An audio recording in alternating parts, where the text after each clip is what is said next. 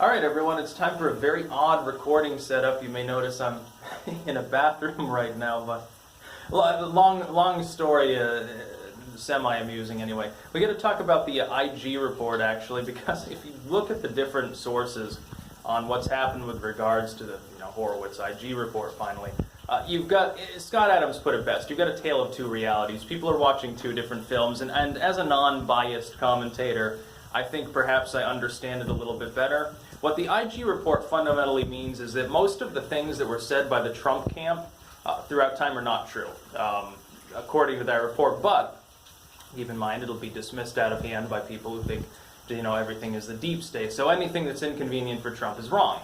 On the other hand, we got to keep this in mind, the liberals will never admit that fundamentally what's found out here, the Steele dossier was indeed, and Brennan lied on this, was used as part of the reason to grant the initial FISA warrant. This was a lie by Brennan. He swore up and down this wasn't the case, in order to start looking after the Trump campaign.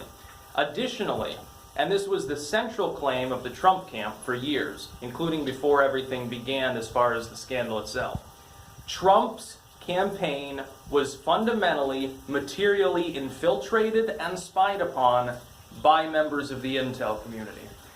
The IG report says that didn't happen, but it's wordsmithing. All it is choosing, it's just psyops, that's all it is.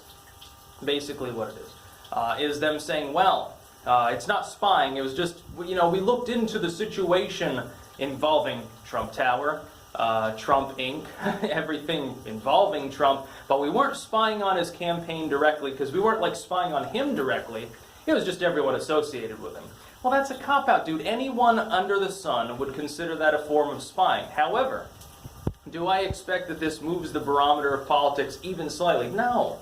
If you supported Trump then, you support Trump now. If you thought Orange Man bad then, you think Orange Man bad now. It doesn't fucking change anything. There are no, at this point, I think, on-the-fence people, really, with regards to the issue of the IG report, of the Mueller probe, of the Steele dossier.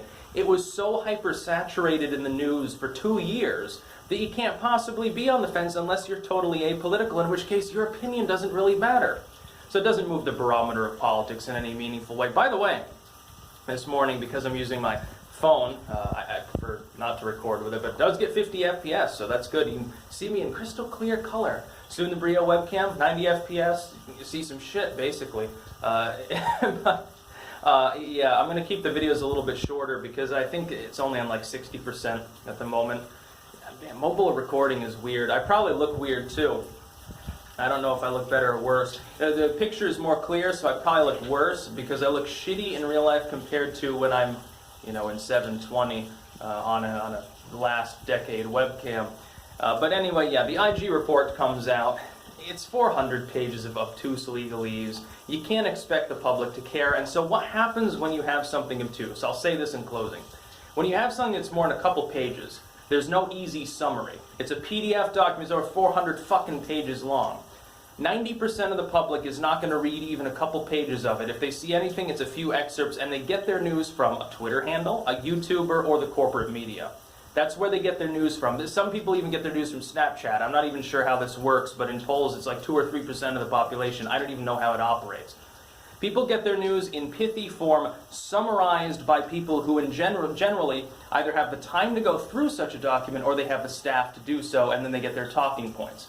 This is the differentiation between independent media like myself, corporate media. Independent, it's like what I do, what Timcast does, Lauren Southern doing on-the-ground journalism. Legacy media is a bunch of staffers get into a room, the editor tells them how to spin something, they compile things, and the pundit reads it out. Very inefficient system, but does deliver the news every 24 hours. So yeah, IG report, does it matter? Fucking who cares? It's Greek to the average person. The average voter can't even comprehend the legalese in it anyway, so it doesn't fucking matter. That's about all. Peace out.